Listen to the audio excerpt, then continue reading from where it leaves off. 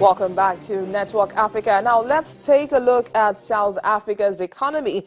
As things stand now, thousands of young graduates still cannot find jobs in South Africa as the country struggles with rather depressing economic growth, high unemployment and inequalities which linger 2 decades after the end of white minority rule.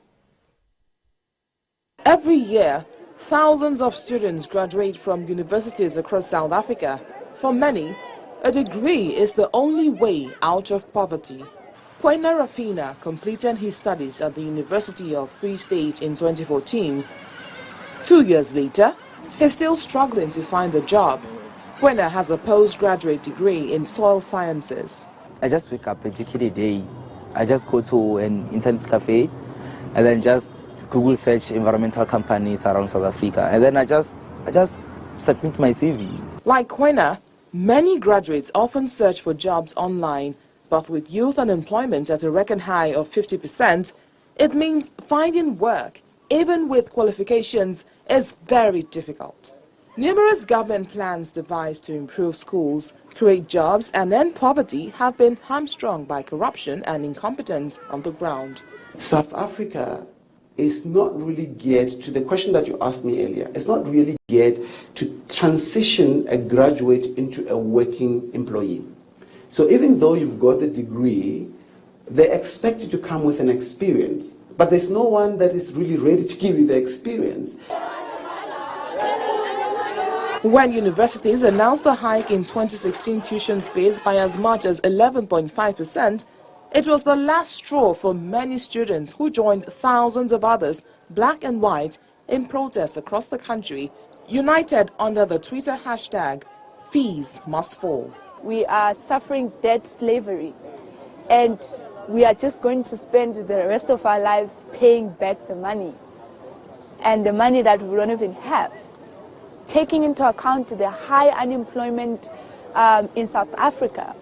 So one is getting into the university, you're accumulating the degree, you're getting the degrees and etc. But you got there, first you have to find the job. To compound the problem, South Africa's economy is expected to grow at less than 1% this year. Analysts fear the country is on track for a first recession in 7 years as major sectors of the economy slip into sharp decline. Policies that grow the economy rapidly, especially above 4% a year, will draw labor into the mix. So the fact that our economy is now in 2016 experiencing its 8th, nearly its 9th year of economic stagnation and decline is devastating for jobs. The future of South Africa's expanding population of jobless youth remains uncertain.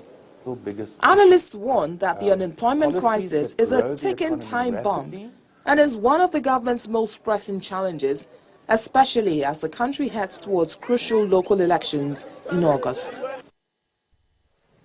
A protest by Zimbabwean taxi drivers against the police crackdown turns violent after residents joined in and hurled rocks at police who fired tear gas to disperse the rioters. Here's how that played out.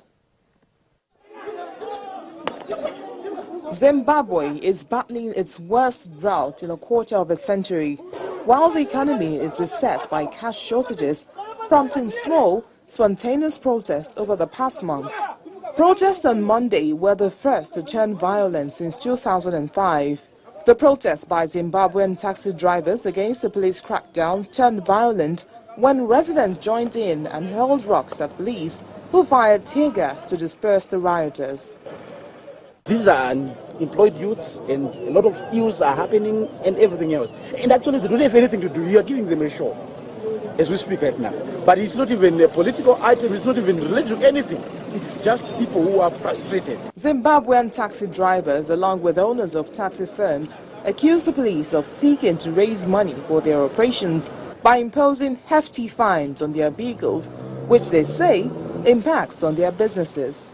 If people don't feel that the current government is not doing anything for them, I think the best way for them to do is to vote them out. In the last month, Zimbabwe has witnessed spontaneous protests against government corruption, shortages of money, and government plans to circulate local banknotes as the southern African nation struggles with a drought and a slowing economy. Most countries around the world are still celebrating Eid, but the Ghanaian town of Kumasi has been thrown into mourning as 9 people have lost their lives in a stampede. The unfortunate incident happened during a party put together to mark the holy month of Ramadan. We're still not certain about how this stampede occurred, but local media attributes it to a fight which broke out during the party, and in an attempt to escape, the result was that stampede. Now let's get more details on what happened from Erastus Asari Dokna, a journalist in Kumasi. Erastus, thank you for joining us on the program. Thank you very much for having me. Now, do we know what exactly led to the stampede? Well, there are different accounts from survivors, and what they are telling us is that, currently this kind of salad dams are prohibited after 8. And so this was being done on the blind side of the police. And so they were afraid. The information got them that the police are coming to the center, and so it created a panic. That's one account. The other account is that there are some cases the people of Northern were having the party attack. And so the information went out that they were going to flash with knives and all that. And so people got scared and also tried to for the only exit within the youth center, which got them stuck at that particular time. So these are the 2 main accounts that are working with at the moment. Now, talking about those who were injured during the incident, how are they doing at the moment? Well, currently, we do know that 6 people are on a team at the Menchia Government Hospital.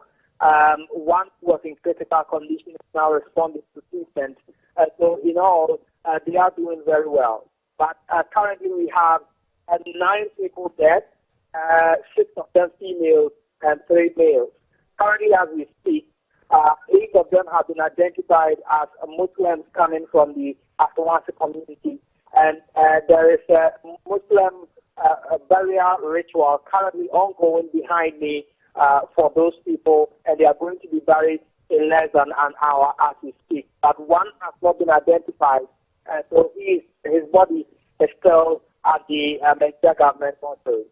Oh, it's rather unfortunate, but are stampedes a rare occurrence in Ghana? How often do we get to see incidents like this? Well, we do have the MP for this area, Asawasi, Honorable Alhaji Muntaka Mubarak, here, together with other government agencies and the police and the military and the fire service. They are currently conducting investigations into the cause of the stampede. They are also going to meet as a municipal security council and decide whether they are going to close down the youth center temporarily to fix structural adjustment to it before they can go ahead and open it to the public, or they are going to have it open but then do some structural adjustments to it. That is what we are being told. Oh, what are the authorities saying or possibly doing to prevent a recurrence of such in the near future? Well, if I give you a vivid description of the youth center, it's a local youth center. It was built in the 50s, and so it's very old. The only space in the middle where they use for ceremonial activities like this one is a space that is close to the size of a tennis court. That is how it looks like. It can contain only 300 people. But then we are counting about 600 people who were packed within this particular space. And so going forward, authorities are thinking about how to reduce the numbers, even if they are going to allow the facility to be open for business. But they are going to also consider structural adjustments, like I said. All right, thank you very much, Erastus. We just have to let you go now. Well, still to come on Network Africa, Congo miners face harsh realities as after commodities slump.